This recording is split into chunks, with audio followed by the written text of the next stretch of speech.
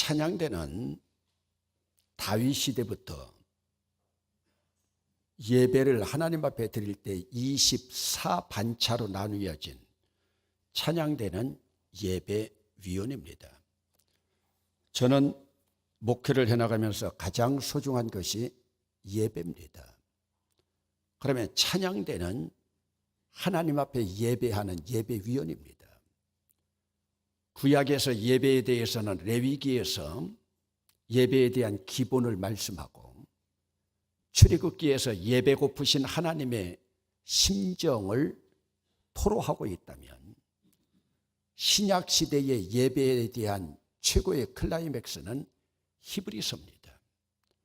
그래서 히브리서는 13장으로 되어 있는데, 마지막 13장 클라이막스에서 하나님 앞에 찬양의 제사다.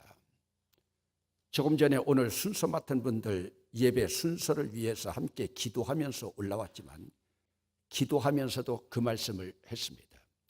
천국엔 말씀도 없습니다. 천국엔 성경도 없습니다. 천국에는 오직 찬양만 있을 뿐입니다. 하나님 앞에 찬양의 제사를 오늘 히브리서가 13장까지 있는데 13장 마지막에서 찬양의 제사로 휘날레를 드러내고 있습니다. 여러분, 이 시간에 펜이 있는 사람들은 펜을 다 꺼내시고 찬양의 제사까지 클라이맥스로 나가는 오늘 이 시간 히브리서 한 권을 좀 책을 한 권 다 띄려고 합니다. 왜냐하면 오늘 우리 찬양대원 가운데서도 보면 찬양대 헌신 예배가 아니면 오후 예배에 이 자리에 앉아있지 않을 사람들이 많이 있습니다. 오랜만에 오후 예배 나왔기 때문에 히브리서를 한번 띄려고 그래요. 여러분, 히브리라고 하는 말이 뭐냐? 히브리라고 하는 말은 이미 여러분들에게 많이 말씀을 드렸지만 강을 건넌 사람들입니다. 강을 건넜기 때문에 이제는 돌아갈 수 없는 사람들이에요. 성경으로 보면 이 강은 홍해의 강이고 요단강일 수가 있지만은 이때 이들의 강은 유브라테스 강이었습니다. 유프라테스 강을 건너온 사람들, 이것이 물리적인 강을 건넌 사람들이라고 하면 여기서 영적인 의미로는 바로 뭐냐? 이제는 유대교를 끝내고 유대교의 강을 건너서 기독교의 강으로 건너온 사람들, 그러기에 이들은 돌아가려고 하면 또다시 강을 건너야 됩니다. 그런데 유대교에서 예수 그리스도의 십자가의 기독교로 돌아오고 나서도 자꾸만 강 건너로 돌아가려고 하는 사람들이 있었습니다. 돌아간다고 하는 것은 뭡니까?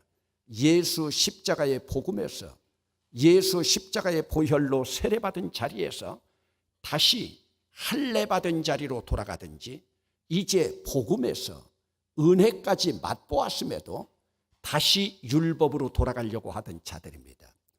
그래서 저는 특별히 히브리서를 쓴 기자가 이름이 언급되지 않은 것도 어찌 보면 은혜라고 생각합니다. 그러므로 히브리의 강을 건넌 자들이 이제는 히브리인으로서 다시 복음을 체험한 자들이 어찌 율법으로 돌아갈 수 있느냐? 이들을 설득하기 위해서, 그러면서 우리는 마지막 때 하나님의 도성에서 찬송의 제사를 드릴 자들인데 어찌 이것을 저버리고 돌아가느냐? 그래서 여러분, 히브리서 1장은 여러분들이 잘 아는 대로 맏아들로 오신 예수 그리스도, 맏아들로 오신 예수 그리스도, 너희들이 천사를 숭배한다고 하지만 우리 예수님께서, 하나님께서 어디 천사에게 너는 내 맏아들이다, 내 영광과 존귀의 관을 너에게 씌워주겠다, 어디 그런 말 한마디 한 적이 있느냐? 맏아들로 오신 예수 그리스도, 이 아름다운 이름은 천사에게도 준 적이 없고 선지자에게도 준 적이 없다. 맏아들로 오신 아름다운 이름 예수 그리스도, 그렇기 때문에 그 맏아들에게 즐거움의 기름을 부어주셨고 이 맏아들 아래에 모든 사탄들을 발등상으로 만드셨다. 그렇기 때문에 아름다운 이름 예수 그리스도 맏아들이라고 하는 칭호를 주셨는데, 2장으로 넘어가면서 이 맏아들은 천사들도 써보지 못한 영광과 존귀의 관을 쓰고 계신다. 영광과 존귀의 관을 쓰고 이제 모든 만물을 그 발 아래 발등상으로 복종하게 하셨기에 이분만이 구원의 창시자인 아르케고스다. 아르케고스인 구원의 창시자를 따르지 않는 자들은 하나님의 아들들이 될 수가 없고, 그러나 맏아들인 구원의 창시자 아르케고스를 따르는 자들은 하나님의 아들들이 되어서 예수님의 동생이 되고, 예수님과 그 예수님을 형님으로 삼고 있는 우리들은 형제가 되어서 그 형제들이 어디까지 이른다? 교회까지 나아가게 된다. 그래서 여러분, 우리가 물에다가 돌멩이를 던지면 그 파장이 퍼져나가는 것처럼 맏아들인 예수 그리스도로부터 시작해서 아르케고스인 맏아들을 따르는 우리들이 하나님의 아들들이 되고, 그들이 함께 모여서 예수님이 형님, 우리가 아우들이 되어서 형제들이 되고, 이 형제가 교회 공동체를 이루어 아르케고스를 중심으로 교회 공동체가 이루어졌습니다.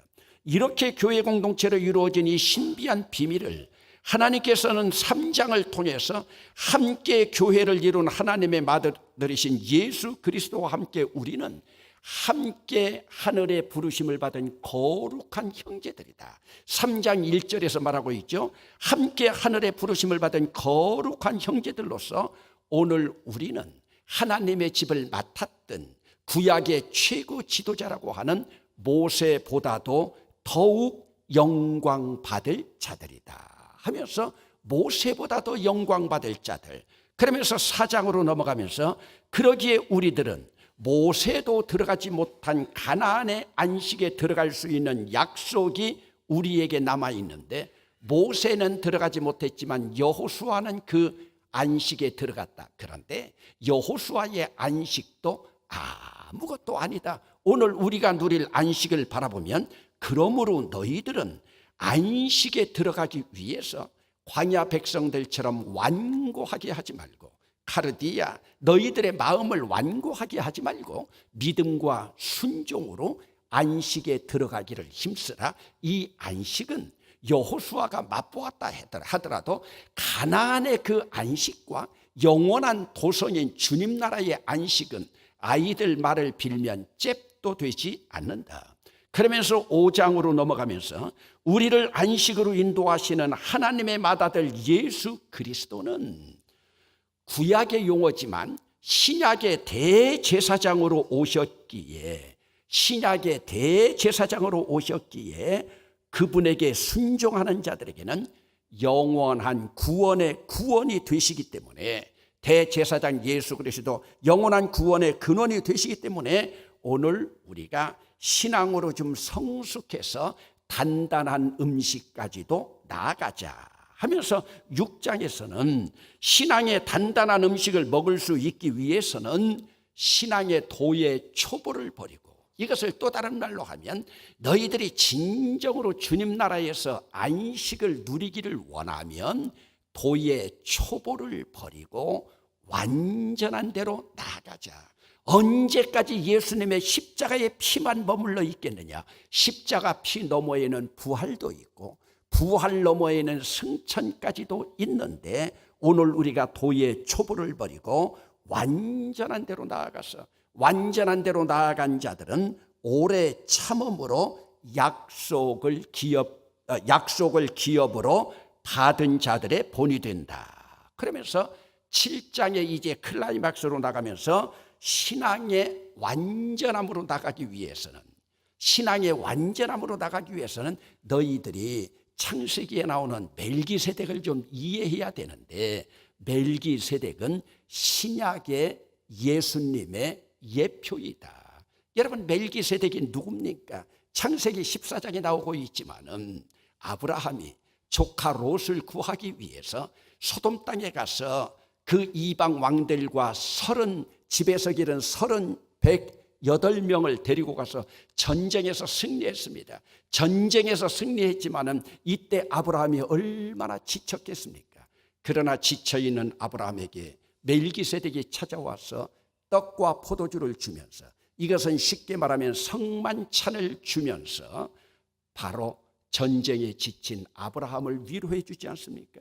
아브라함이 얼마나 감동을 받았으면 거기에서 전리품 11조를 떼어주는데, 바로 이 멜기세덱은 오시지 않은 신약에 오실 예수 그리스도의 예표를 보여주고 있는데, 너희들은 아직 귀가 둔해서 아직도 단단한 음식을 먹지 못해서 멜기세덱을 이해하지 못할 것이다. 그러나 우리에게 구원을 주신 예수 그리스도는 바로 이 멜기세덱의 반차를 쫓아 오신 하나님의 맏아들이시다 하면서 18장으로 넘어갑니다. 그러기에 멜기세덱을 등장시켜서 십자가를 예표하신, 십자가 예수를 예표하신 하나님이 주신 이것은 새 언약이다. 새 언약이라고 하는 것은 이미 예레미야 33장에서 새 언약의 질서를 말씀하고 있죠. 옛 언약 가지고 되지 않는다. 새 언약, 십자가의 언약을 주겠다. 그런데 새 언약의 질서를 어디에 새길 것이냐? 옛날 십계명 옛 언약은 시내산에서 돌비에 새겼지만은 새 언약은 너희들의 시내산 돌비가 아니라 마음판에 새기라. 여러분, 오늘 우리 마음판에 새 언약을 새긴다고 하는 것이 뭡니까? 그것은 너희들의 생각, 한번 따라합시다. 카르디아, 너희들의 마음과 생각에 새기라. 돌에 아무리 새겨져 가지고 수천 년을 지난다 하더라도 그것은 중요하지 않다. 너희들 눈에 보이지 않지만 마음판에다가 새기라. 그러면서 이제 9장으로 다시 넘어갑니다. 새 언약의 질서를 마음판에 새긴 자들은 십자가의 새 언약의 질서를 쉽게 설명하기 위해서 너희들에게 다시 한번 설명을 해줘야 되는데, 설명하기가 좀 곤란해서 내가 시청각으로 성막을 통해서 너희들에게 설명하겠다 하면서 성숙한 신앙으로 나아가기 위해서, 멜기세덱을 이해하기 위해서는 성막의 뜰을 지나고, 뜰을 지난다면 뭡니까? 번제단도 지나고 물두멍도 지나고. 그런데 우리는 지나갈 수가 없죠. 왜요? 성소는 제사장만 들어갈 수 있기 때문에. 그런데 새 언약의 질서는 너희들도 성소에 들어갈 수 있다. 아니, 우리가 감히 어떻게 또 지성소에 들어갑니까? 아니다. 너희들은 지성소까지 들어갈 수 있다. 멜기세덱을 이해하기 위해서는 지성소까지 들어갈 수 있다. 그러니 너희가 이해하기 어렵다는 것이다. 이제는 신앙의 귀를 다 열고, 그동안에 뜰에만 와가지고 양과 소만 잡고 가던 너희들, 번제단에 들어 예수 그리스도의 십자가의 피로 이제 씻음받고, 그리고 물두멍에서 세례받고, 너희들 당당하게 진설병이 있고 향불이 있고 금촛대가 있는 성소 들어가고, 그리고 1년에 한 번 대제사장밖에 들어가지 못하던 법궤가 있는, 시은주와 시은 보좌가 있는 영광의 자리 지성소까지 들어가라. 그 길을 내가 열어놓았다 하면서 시청각으로 9장에서 보여주신 이 시편 기자는 이제 10장에 올라가서 이 특권을 위해서 예수님이 십자가에서 죽으시면서 엘리 엘리 라마 사박다니 하시는 순간, 예수님이 죽으시는 순간 지성소의 휘장이 다 찢어져 버렸다. 지성소의 휘장이 찢어진 것은 예수님의 육체가 찢어진 것이다. 그러기에 예수님의 육체가 이제는 한문으로 말하면 문자를 만들었으니, 그 예수님의 육체, 찢어진 육체를 통해서 지성소에 너희들은 들어갈 담력을 얻게 되었다.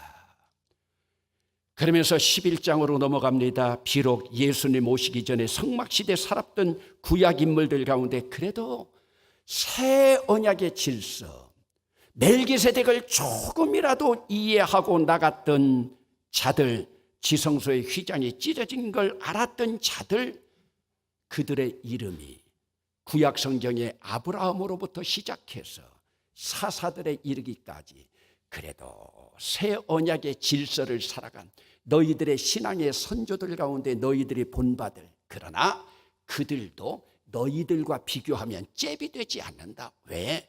그들은 예수님 오시기 전의 사람들이고, 여러분, 오늘 여러분 가운데 조선시대에 오래 살았다고 하는, 제일 오래 사는 사람은 영조지만 영조는 예외이고, 영조를 말고 조선시대의 왕들이 평균 40입니다. 여러분, 조선시대 왕들이 권력을 가지고 있다고 여러분 40살 살아가면서 지금 조선시대로 갈 사람들이 있습니까? 여러분 가운데 갈 사람 있으면 손 들어보세요. 보내드릴게요. 여러분, 여름에 얼음 하나도 받지 못해서 왕이 내주는 하사품 동빙고 서빙고에 가서 얼음 한 덩이 바르면 왕 하사품이라고 거기서 왕이여 만세수를 하소서 돌아갈 사람들이 있겠습니까? 여러분, 지금 우리가 왕 노릇은 아니지만은 여러분 냉장고나 아니면 모든 것 바라볼 때 조선시대보다 잘 사는 줄로 믿습니다. 그거 설명하고 있는 거예요. 구약시대에 박희종 목사가 강단에서 그렇게 모세, 여호수아 위대한 사람들 설교하고 있지만 그들은 예수님 오신 이후에 너희들에게 비하면 아무것도 아니다. 여러분들에게 한번 묻습니다. 그래 안 그래? 근데 이해하고 대답하는 분들은 거의 없는 것 같아요. 그러므로 너희들은 11장에서 이렇게 말하고 있지만 너희들은 이 사람들보다 더 나은 사람들이다. 그래도 구약에서 낫다고 하는 사람들이다. 그러면서 12장으로 넘어갑니다. 그러기에 우리도 믿음의 주여 또 온전케 하시는 이인 하나님 보좌 우편에 계시는 예수님만 바라보자. 아멘.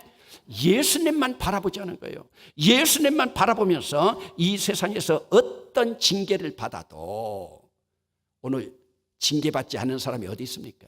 오늘 낮 시간에도 말씀드렸지만 상처받지 않은 영혼이 어디 있겠습니까? 그래도 그 징계나 그 상처는 하나님의 자녀들이기에 연단으로 주시는 것이기 때문에 그 징계나 그 상처가 당시에는 즐거워 보이지 않지만 그러나 예수님을 생각함으로 참으면 너희들에게 의와 평강의 열매가 맺히게 될 것이다. 아멘. 그러기에 쓴 뿌리를 버리고 회개하는 마음으로 주님 앞에 나아가라 하면서 이제 오늘 본문 13장으로 나가고 있습니다. 그러면서 우리를 지성소 최고의 영광의 자리로 인도하기 위해서 예수 그리스도는 십자가 지시고 영문 밖으로 가셨다. 영문 밖으로 가셨다.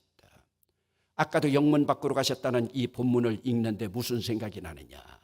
영문 밖으로 가면서 마지막 우리 찬송가에 나와 있지만 주기철 목사가 순교자의 길을 걸어가면서 불렀던 한 발자국 한 발자국 못 박힌 발자국 걸어가시는 그 모습 보여지는데, 예수 그리스도는 십자가 지시고 영문 밖으로 나가셨고, 예수님이 왜 십자가 지시고 영문 밖으로 고난의 길 걸어갔습니까? 우리를 지성소로 들어가게 하기 위해서, 우리를 지성소 들어가기 위해서, 최고의 영광의 길로 들어가기 위해서 인도하셨으니, 지성소의 삶이 뭡니까? 우리가 영원히 거할 영원한 도성인 거룩한 성 새 예루살렘, 오직 그곳에는 찬송의 제사만 있을 뿐이고 이것이 바로 우리의 입술의 열매라고 말씀하고 있습니다. 그러나 오늘 우리는 거룩한 성 새 예루살렘은 요한계시록에서 말하고 있는 죽어서만 가는 것이 아니라 이 땅에서 입술의 열매로 찬송의 제사를 드리자. 그래서 예배의 클라이맥스로 지금 찬송의 제사에 이르기까지 마다들로부터 시작해가지고 지금 여기까지 오게 되었습니다. 여러분, 오늘 그러기에 우리는 오늘도 찬양대 헌신 예배를 드리면서 오직 본문의 결론으로 나와 있는 것처럼 선을 행함과 서로 나누어 주기를 잊지 말고 찬송의 제사를 드려야 된다. 이 제사는 sacrifice, 희생 제사입니다. 찬송의 제사. 그런데 때때로 하나님 앞에 찬송의 제사를 드리는데요, 찬양대 쪽을 바라보고 말을 할 수가 없겠네요. 찬양대에서요, 찬송의 제사를 드리면서도요, 입을 하마만큼 크게 열리면서 하품을 하고요, 졸고 있고요, 교인들이 찬양하고 있는데 입술도 벌리지 않고 있고요. 여러분, 이게 하나님 앞에 찬양의 제사입니까? 항상 하나님 앞에 찬송의 제사로, 이 찬송의 제사는 지성소의 제사입니다. 지성소의 제사는 금도 아니요 하늘의 영광뿐입니다. 하늘의 영광으로만 가득 찬 곳이에요. 그러기에 저는 이제 지성소에 찬송의 삶을 드리는 이 자세를 가지고 있을 때 진정으로 하나님 앞에 미리 말씀드렸지만은 여러분 다윗 시대의 24 반차로 찬양대를 조직해 나갈 때 이 찬양대는 바로 레위 가문에서도 뽑았습니다. 하나님의 성전을 맡아 일하고 있는 자들이에요. 그러므로 우리는 성가대가 아니고 찬양대입니다. 하나님 앞에 찬양하는 찬양대이에요. 그래서 이 찬양대는 예배만을 위해서 존재합니다. 그러면서도 한 가지 부탁은 있습니다.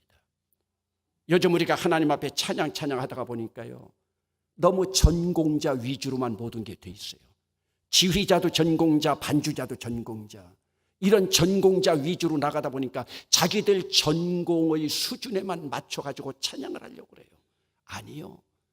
하나님 앞에 드리는 예배는 전공으로만 하나님 앞에 찬양하면서 성가로만 나가는 것이 아닙니다. 그러기에 예배의 찬양은요, 제일 중요한 것이요, 선곡을 가장 잘해야 됩니다.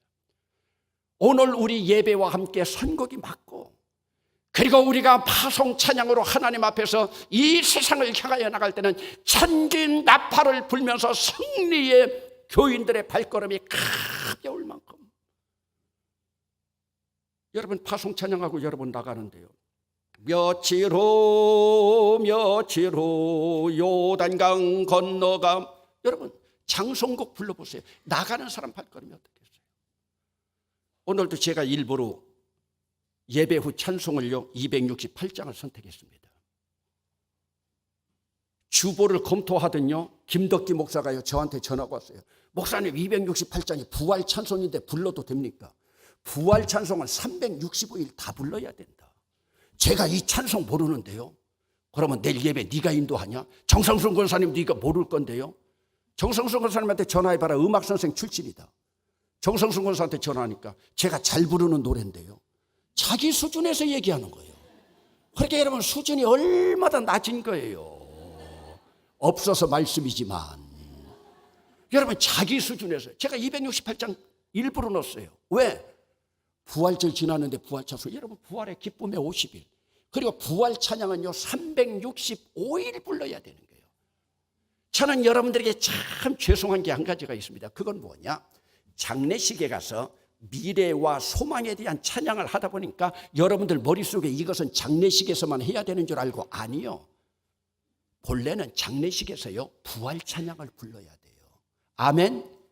부활 찬양을 불러야 되는 거예요. 하나님 앞에서요. 우리가 유교적인 문화 때문에 그렇게 해나가고 있지만 이것까지도 우리가 바꿔나가야 됩니다. 특별히 오늘 우리 찬양대 헌신 예배를 드리면서 우리 교회는 많은 신학교 학자들도 와가지고 우리 교회 예배 드리는 모습을 바라보면서 물 흘러가듯이 잘 내려간다고요. 저는요 예배 드릴 때마다 언제 복창이 제일 터지는 줄 압니까? 장로님들은 훈련이 잘 되어 있어요. 그런데 일부 예배나요, 아니면 저녁 오후 예배 같은데요, 기도자가 나와가지고요, 제가 지금 여기 나갔으면 여기 나와서 서 있어야 되는데 저기서 주춤 하면서 서 있는 거죠. 여러분 여기 나와가지고 찬송 마지막 구절 하는 걸 딱 보고 있고 바로 시작해야 되는 거예요. 물론 강단에 서는 기회가 적으니까 좀 주춤하지만 여러분 우리는 물 흘러가듯이, 저는 그때 1초가요 얼마나 하나님 앞에 죄송하고 부끄러운, 목사 저기 나가면요 기도 순서자 여기 와 있어야 돼요. 근데 이렇게 또 못하는 사람들이 있어요. 어떤 사람들이냐, 지금 오후 예배 안 나와 있는 사람들, 이 얘기 못 듣는 사람들, 그러니까 나와서도 기도합시다 하고 기도하고, 제가 말씀드렸잖아요. 이미 기도 순서이기 때문에 우리 장로님들 나와서 기도합시다 말씀하는 분이 있습니까? 여러분 기도합시다 하는 사람들 보면요 오후 예배 1년 내내 안 나오는 사람이요, 이런 이야기 못 들으니까요. 제가 다른 때는 또 이야기하지 못합니다. 오늘 찬양대 예배이기 때문에 하나님 앞에 신학교에서 신학 배우는 모든 것, 목사들이 목회하는 모든 것의 최고의 꽃은 예배입니다. 저는 목회에 나가면서도 예배에 목숨을 겁니다. 또 예배에서 최고 중요한 핵심으로 하나님 메시지, 말씀의 생명을 걸고 있습니다. 여러분 목사는 목회에 나가면서 하나님 앞에 여러분들도 예배가 최고의 생명이고, 신방하고 다른 목회하고 있는 것들은 모두가 부수적인 일들입니다. 그래서 저는 예배해 나갈 때 토시 하나만 틀려도 목사들 데려다가 제가 꼭 코치를 했습니다. 물론 저도 완전한 건 아니지만 오늘 찬양대 헌신 예배를 통해서 오늘 찬송의 제사, 이 찬송의 제사는 결국 주님 나라 거룩한 성 도성에서 부를 찬양인데, 이 찬양을 통해서 우리 대봉교회는 영원한 거룩한 성 새 예루살렘이 아니라 요즘 예루살렘 성에 대해서 공부해 나가고 있지만 대봉교회 자체가 거룩한 성이 되어서 오늘 이곳이 주님의 찬송의 제사가 넘치는 아름다운 역사가 넘쳐나길 주의 이름으로 축원합니다.